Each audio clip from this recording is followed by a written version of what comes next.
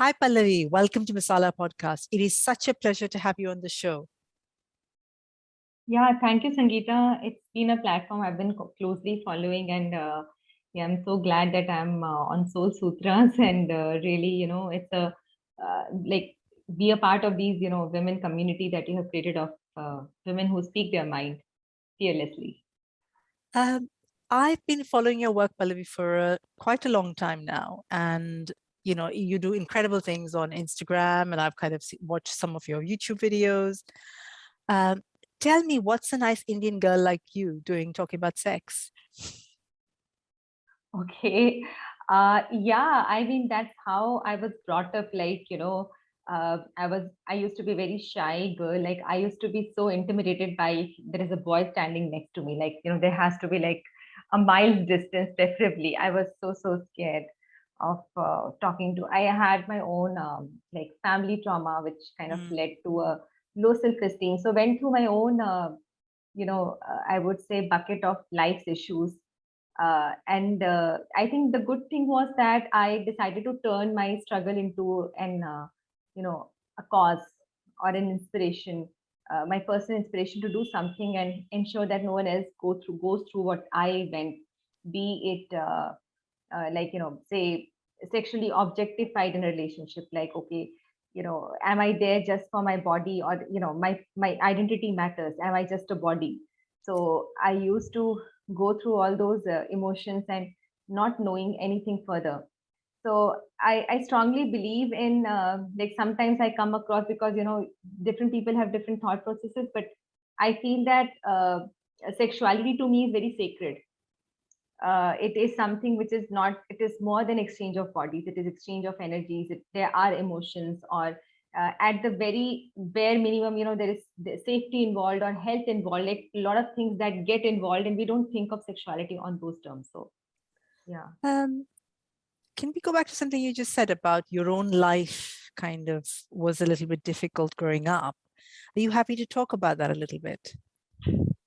Yeah, sure. In fact, sometimes I feel I'm very blessed to see all these, like it's literally like a movie, or maybe a novel where if I look back at my life, I mean, it's the perfect food for a novel. So my parents, mom had an affair, and she had an affair because she was not really happy in the marriage, and because she was dependent on my father, she could never kind of walk out, or she stayed in the marriage, but the affair was not disclosed. Thereafter, like my father got to know about it after 10 years.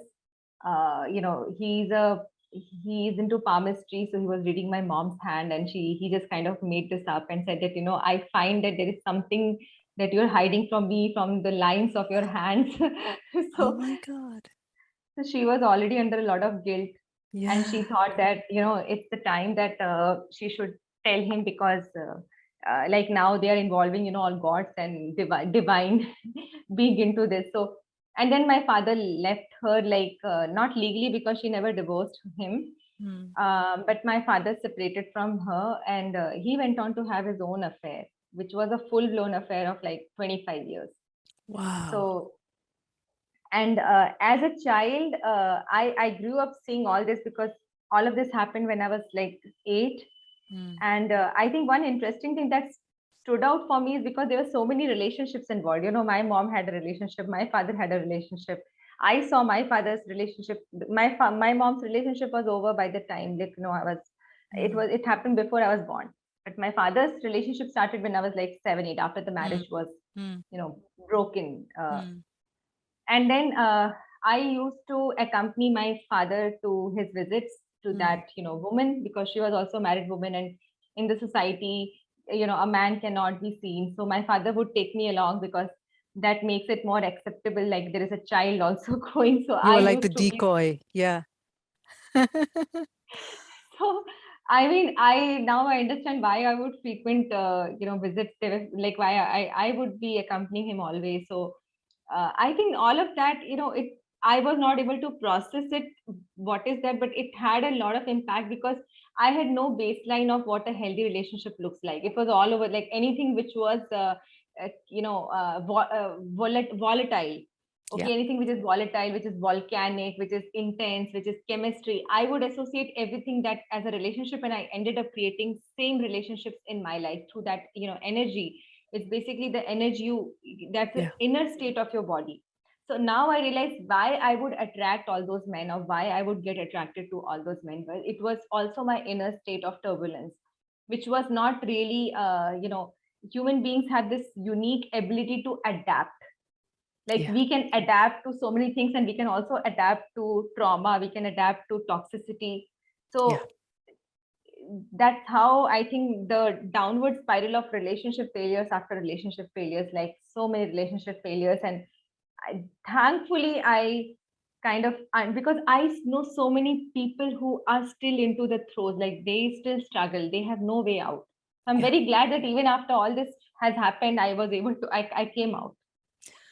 What are some of these relationships you chose then, do you think, now looking back?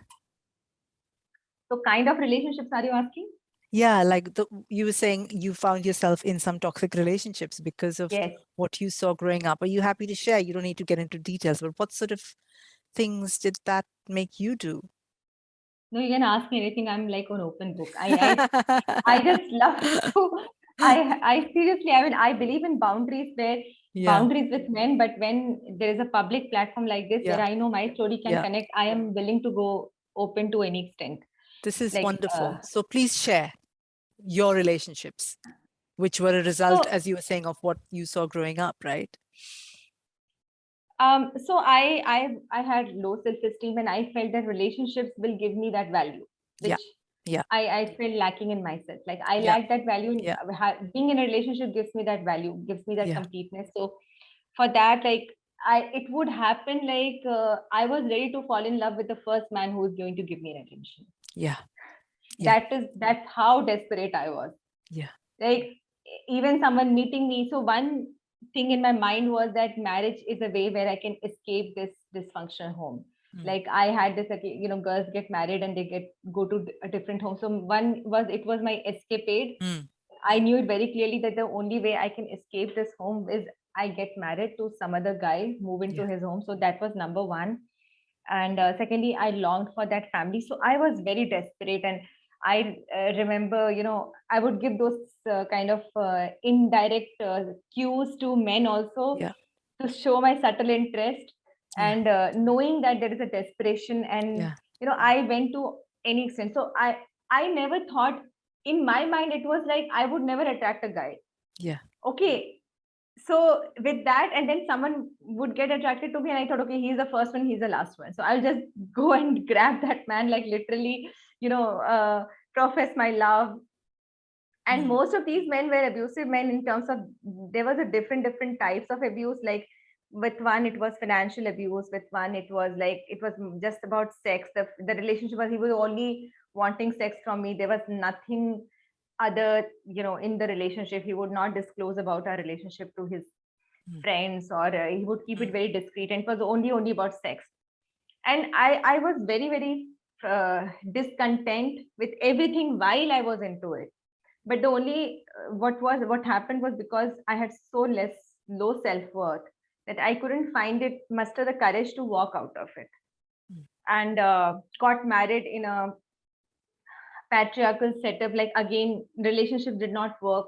So I thought, okay, let's just get it legally signed so that the boy doesn't leave, because all these men left me. So I thought, okay, now the only way is to just go and straight away get married, because then there will be a legal thing attached, then he will not be able to walk away. Like yeah, I was so scared of abandonment.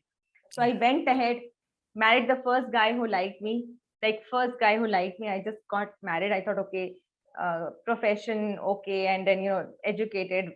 Nothing else. Like no discussion of compatibility. I just made up my mind that okay, if the boy is earning well.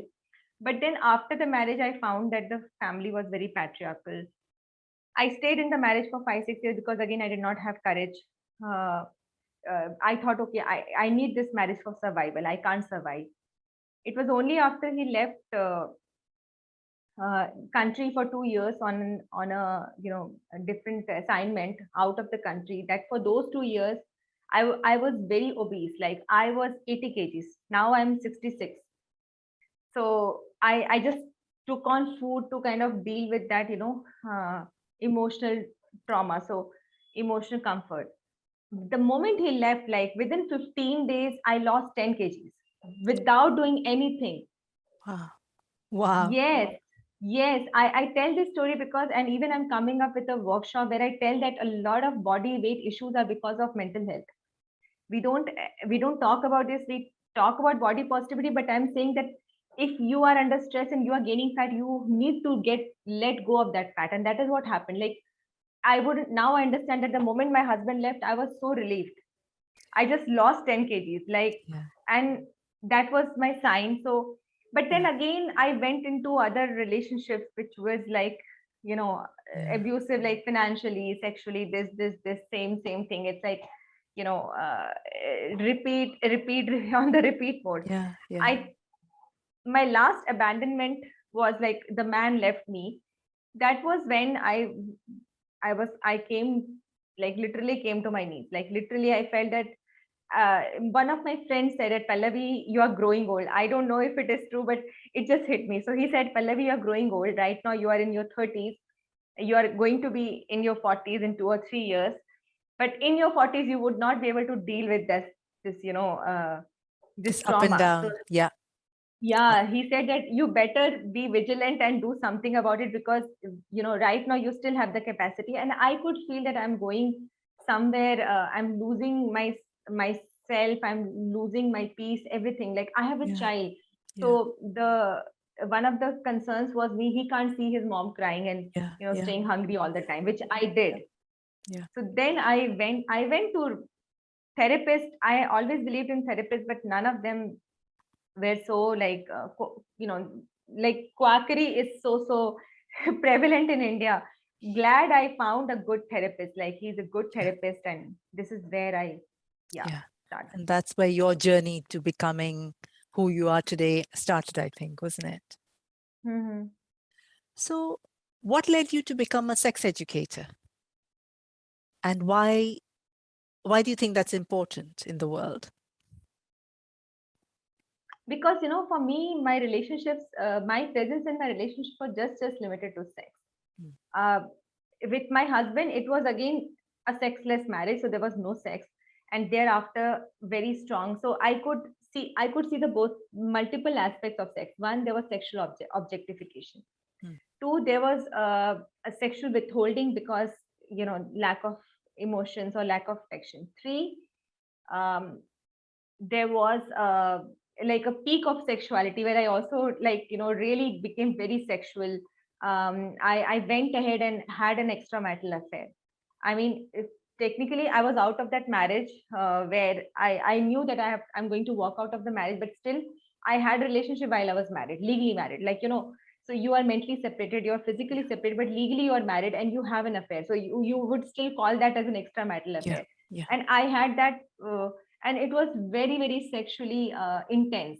I really like that. So I mean, when we say that, okay, women in their mid 30s or 30s, like we tend to associate sex with this 20s or honeymoon period. I think for me, my sexual experience really improved as I grew, and I felt like, wow, that's such a discovery. So all three aspects of sex, I think sex was through and through, whether the absence of it, whether the objectification of it, or whether the blossoming of it. I was really fascinated with this journey, plus my parents relationship, Yeah. which was I could see that intensity. So I knew the intensity that we hold, but how do we channelize it? How do we productively bring it out, rather than kind of this taboo, creating a taboo. And like that taboo can lead to so many issues, like these discrete affairs where you are just, you don't know, there is no guideline. We don't have any guidelines of what is healthy, what is unhealthy around sex. So yeah. And I think taboo is an interesting word, which you just said there, with women, particularly in our culture, like Asian women, Indian, Pakistani, Bangladeshi. It's such a taboo for us to own our own sexuality. Even now, even 2020, whether you live in India, whether you live in the UK, for a woman like you or I to come up and talk about orgasms or pleasure or our bodies, it's still so taboo. And I think personally, and I'm sure you think that sex is really, really important for us, for our kind of health and our well-being. What sort of things do your clients bring to you when they come to you? Women, South Asian women. Yeah, many issues, and I mean, where do I even start? Like, there is so much to say. But one thing I've seen increasingly is because traditionally sex is thought of as a man's domain. Like, a man is sexual and a woman is Yeah. not sexual. But I've seen the opposite in marriages where women crave for sex and in the marriages, and men are, you know, people who are not interested in sex. I mean, yesterday itself, I had a session where they have a love marriage of like 15 plus years now, and they have everything going good for them, except for that man is not interested in sex at all. Like 3 months, once in 3 months, and then she is not in the mood because she thinks that she doesn't want this. She wants, like, either you do it regularly or you Yeah, or don't do you it at don't. all. Yeah, completely understand. Now the man said that, Pallavi, I will be very honest with you. I will tell you that I like her so much. Because she's my high school sweetheart. So we have literally grown together, and I love her so much. I admire her so much that I cannot imagine myself to be a devil with the dick. Yeah. So that is such a conflicted, Yes. association of sexuality. That sexuality is something that you can't do this to her because she's Yeah, so, and that's how we are brought up. I completely get that. So she's so pure. She's the object of his affection, and she's this kind of on a pedestal that he can't do that to her. That's what I'm getting. Is that what he meant? I mean, he couldn't see himself as a person Yeah. who is, because love making typically they show it as a lot of Yeah. grabbing, groping, snatching, Yeah. Yes. So he didn't Yes. want to do all of that, To dirty somebody, action with. something so dirty with someone he loved. Yes, Yes. and I think that right there, I think epitomizes how in our culture we view sex. It's like this dirty act. It's like this aggressive thing. It's something you Yeah. do, and it's an awful thing. And we don't really think about it. We're not taught really in our growing up years to think about sex as something that is part of a healthy marriage, that sex is something that's part of our health, really, for women, like sexual health. It's important and it affects so many parts of your life. And do you find that this is normal? I mean, I say normal, but do you find that a lot more women are wanting sex, whereas the male partners don't? Do you find that in your work? Yes, a lot, a lot. I've been getting queries from men also about their wives not interested. But I think the queries from women, either they outnumber men or at least they would be equal. Definitely Wow. no lesser. Wow. That's not what we're taught. We're taught that women are the ones saying, no, no, no, I don't feel like it, I have a headache. And men are the one who's like always a gung ho. But actually it's Yeah. the other way around, right? Yes. What other issues do people bring to you as a sex coach? What are the kind of things you come across? The erectile dysfunction, erectile difficulties of men, which could be age rated, which could be, I mean, it is so common. Erectile issues like premature ejaculation, erectile dysfunction, where you are not able to have an erection, hold an erection for an intercourse. And the way we have understood sexuality, it is something like it's the unmissable. You can't have sex without intercourse. That's how. And I've been looking at work of a lot of therapists, sex therapists, where they say that, intercourse is okay, not like, it's not really the mandatory or the something indispensable, like lesbians have sex. So I totally agree, but when I shoot out this idea, I mean, there's this another industry which is thriving, which is saying, okay, you have to get erection at any Yeah, cost. yeah, I have had a woman, like, they are a newly married couple, yeah. and I can tell you that I can really predict what is going to happen in their life 5 years down the line. So they are a newly married couple, and she said, there is this, her husband is sitting beside her, and she said that for me to get an orgasm, I need a really good, hard, and thick erection. Like, I felt like, oh my god, poor guy, because he's under so much of pressure. Pressure. Exactly. Like, Wow. good heart, like, the good heart and erection. Like, okay, I have to. And I think that's where most men are reading, because they feel they have to get this good hard erection. It is something which is not really under their control, and the more they think about it, the more it interferes with the erection. That's Yeah. so. And what else do people come to you with? Like, what are the other? So there's the lack of, I guess, what you said about the women wanting sex, men not wanting sex, erectile dysfunction. What are the other kind of common things you come across? So sexploration is a relatively a very smaller chunk of Indian audience as of now, because again, most people don't. It is taking them time to warm up to therapy. Hmm. Okay, like as in we can see a sex coach, or we can see counseling therapy are something which is very new Hmm. in our culture. So unless something very life change, like it is very life altering happens, Yeah. they don't come. So Yeah. sexploration is something I do get queries where people have a good sex life, Yeah. Okay.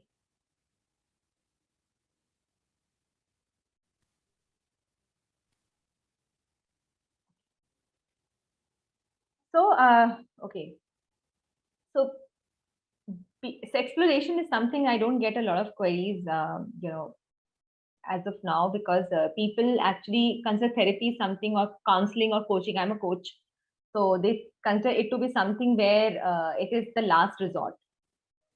So they don't really come when they're like, okay, satisfied, then it's fine. We really don't want, we are not at that stage where we are saying, okay, how we can, enhance or elevate our experience by taking an expert help. Though I get queries like this. I have gotten queries where couples are having good sex life, but they say, okay, what more we can do? Majority of these are problem oriented statements where, like, sexless marriages, either by um, choice, like, one person not interested, or either by physicality, where there could be vaginismus, like the woman, her vagina is too tight, she, there is no intercourse can happen.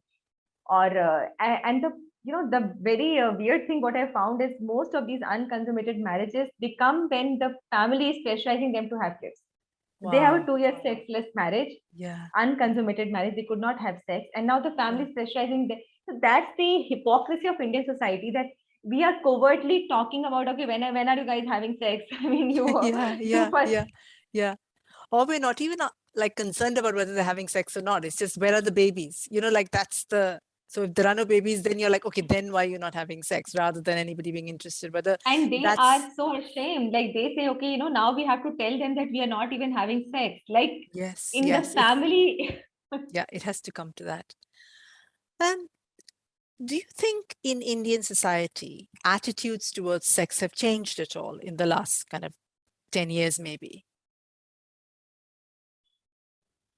Do you see Yeah, it I changing? mean, not really at a broader scale, because if you talk about, our parents, no, there is no change. So kids, they don't kind of go and say, okay, our parents, we can talk about sex with them. That is not happening. Yeah. But at the level of millennials and Gen Z and millennials, I do see a change happening. More in Gen Z, and then now they call it as a alpha generation, I guess. So 2000 born plus. So I see them very much interested in content. Like, I know I have a lot of young audience. Like, they are youngsters, but none of them can speak about it. Yeah. I remember on LinkedIn, I also post a lot on LinkedIn, which is a professional network, and a lot of people said that, we don't, although my posts are very scientifically driven, they say we can't like our post because LinkedIn, you will get to see. So your boss will get to see which post you have liked. So they don't want anyone to know that. Yeah. So basically what you're saying is that while there is a change in their own internal mindset, it still doesn't feel acceptable for them to be seen talking about or consuming that content. No, absolutely. And I feel like, but from my point of view, like, I've left India now, 16 years, like none of the people that I knew were doing the content say you're doing, or any of the sex educators like Geeza Mangaldas or Seema or any of these people. That's new, I think. Anybody publicly going onto public platform like YouTube or Instagram and talking about sex like you are, That's unusual. So I suppose there is a change, and I suppose there is a slower change. And I'm Yeah. guessing that change is different in cities and in smaller towns, I suppose less and less so. Do you find that at all? Like, is it different? Yeah, I mean, metros are no different than smaller towns when it comes to public acceptance of sex. It's the same. Okay. Okay. It can be happening in close circles, like, you may have a close, intimate gathering of friends in a Yeah. drawing room, and Yeah. you may talk about it on a couch, but not on Yeah. internet or Yeah. not anywhere where you are to be seen. But you have seen as public. Absolutely. Um, talking about kind of our culture, and the culture we come from, you talk a lot about kind of the mythology in our culture and old myths that are connected to sex. Can you talk a little bit about that? I know that it's something you really like to talk about. Yeah, so I mean, we are, a religious country. Like, Mm, I would say, broadly speaking, by and large, we are a religious mm, country, and I think that's where you actually talk about sexuality, because religion has really relationship with sexuality. I mean, if you see, during, so there is a festival which is Durga Puja. It's a Hindu festival, where they make these idols of, mud, and these idols are kept out, like, while they are being sculpted by the sculptures, and these idols don't have vaginas. mm, Like, any idol of a god, you look at them, you mm, know when you see them temples, like, a lot of times you will see the priest and, like, kind of dressing them in the usual, like, mm. cleaning up process. You will see none of the gods have their genitals. Yeah, yeah. So, and that was a very wonderful finding. I kind of found that, okay, yeah, you make them as a humans, but you don't give that, what makes him a male, what makes him a female, because that's where it is, like, okay, creating this genital means the god is Is either the god male is or female. It's a binary. dirty. Yeah, yeah, yeah, yeah, yeah. Got it, got it. And again, coming back to culture, Kama Sutra, there are so many texts like this, right? And again, this perception that we have that somehow sex is not part of our culture. Like, I feel like that's a misconception, because sex is very much part of our culture. It has been for millennia, right? Yeah. It's just that we've lost it. We've lost that connection to it, Yeah, right? you see, so many gods have, multiple wives. Like, even Shiva had more than one wife. Kali was Shiva's wife. Parvati, Sat, so even Krishna, you see the Ras Leela and the Radha. Like, I actually tell them that you are worshipping someone who is an unmarried couple, and then here you are creating so many issues for couples to live in together. Like, Yeah. you say, live in, Yeah. and you are actually worshipping a god with not his wife. Yeah. So his Yeah. wife was Rukmini. Yeah. Rukmini is not worshipped with Krishna, but Radha is worshipped with Krishna. So even though Krishna had a legal wife, she is not. So that's such an irony. Like, when you question, and people have no answers, because it's like more like a blind faith. Absolutely.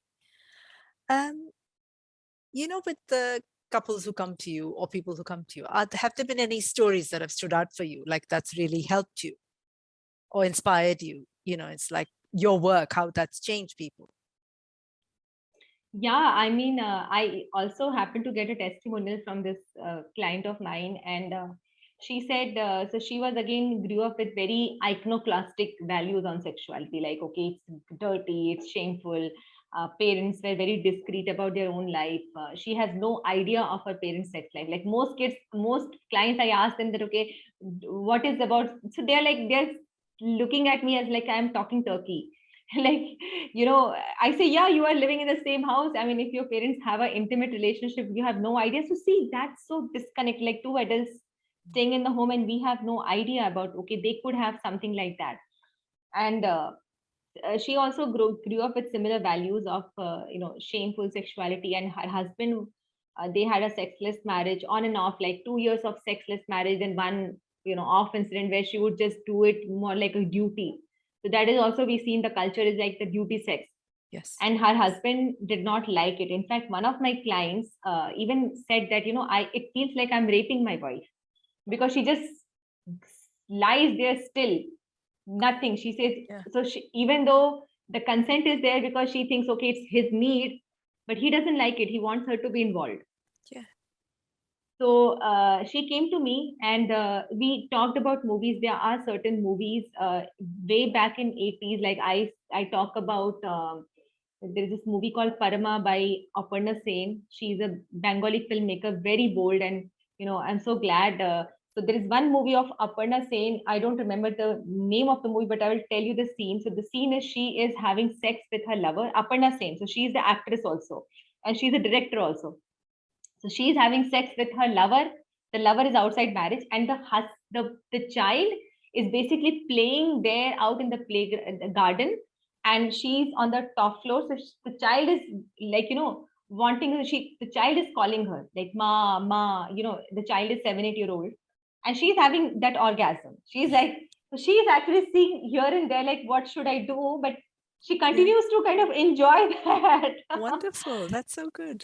And they have shown this in like late 80s or early 90s. That's the Ah, movie. Like the actually it's a scene like where they are showing no not nudity, but the partner is thrusting, like he's like yeah. moving. Yeah. So she's also, one part of her is like listening to the child's Yeah. call that okay he's calling his mom. He's a very small child, Yeah. and then here she's enjoying, and she just Yeah. goes, she decides to be here. Yeah. Yeah. And Yeah. Yeah. Yeah. No, that's wonderful, isn't it? And did that help your the person who you were working with? so I shared some of these movies because they have seen the only imagery of sex is around porn, so they don't know that okay, human emotions, mom, or I think so. Yes. Wonderful. Tell me, Pallavi, how has this worked? So you obviously work with a lot of couples and a lot of people, and you've helped, I'm sure, a lot of people in navigating their sexuality and sex life. How has this work changed you? Okay, that's a good question. So I think I also believe that the way we have been brought up, what I've been seeing in the best of the best cases, people have so much of baggage about what they have grown up in their childhood, because families are not really functional in the ideal sense. I've seen people who have grown pampered, and that also serves as a blockage because they are not able to accommodate because they've been pampered so much, spoiled so much. So for me personally, I still I'm still learning the ropes. Like one thing I have really worked on is my boundaries, because to understand that sexuality doesn't mean that it doesn't mean reckless sleeping. Okay, being sexually empowered doesn't mean that you have a score or you just hit on a list like okay, today it's with this person. I'm not judging, but I'm saying that for me sexual empowerment has a different meaning, and I think that should be a common meaning by saying that it is not linked to a number. You being sexually empowered has nothing to do with the number of partners you have, because there was a time when I actually thought it's that, like if I have the power I can have sex with anyone anytime. Now I realize that it's also about values. Sexuality has so much into it: pleasure, values, consent, health. So I think on that level I have really evolved. Intellectual, like can sexuality be intellectualized? It has always been physicalized, so Yes. I think that intellectualization of sexuality is very very I have really found myself so sexual even when I'm sitting in the mid of a concert just enjoying that music, and it turned me on, and there's this guy sitting next to me, and that chemistry, that tension, I would just enjoy, and I would hold on to that. Like that holding on is so so powerful, rather than just sometimes letting it go and do it. So we don't understand those layers of sexuality. Like it is not just you do it. It's not a set of things. It's a place to be. Absolutely. And that's so beautifully said, I think, because I think what I find, and I think you touched upon this at the beginning of our conversation, that sex isn't something you just do in the body. It's beyond that, isn't it? Hmm. It's kind of to do with our spirit, it's to do with our soul, it's to do with, I don't know, a lot more than just a physical thing, I think. Yeah. Um, what's next for you, Pallavi? What are you up to next in terms of work? So I am finishing touches on my toxic relationship, how to overcome and recover from a toxic relationship. And I have got a very good reception. You know, like everyone is saying, like, oh, this is so common. Oh, I would be interested. Like this is something which is so relatable. So I'm working on this online course, and I've also launched a offline workshop on art of intimacy in Delhi, where we are calling a group of people, and we will be talking, experiencing intimacy on different levels, like sensuality. There is no sexuality, but sensuality, spirituality, emotionality. So on all those levels, we are trying to create a experience around intimacy. So just to kind of normalize these topics in a very dignified and graceful way, like that dignity, grace, and refinement is so needed for this subject. That is my yeah. Sounds wonderful. And I can't wait to see and hear about all the amazing work I'm sure you're going to do in the coming months and years. It's been such a pleasure speaking to you, Pallavi. Thank you for being on Masala Podcast. Thank you, Sangeeta.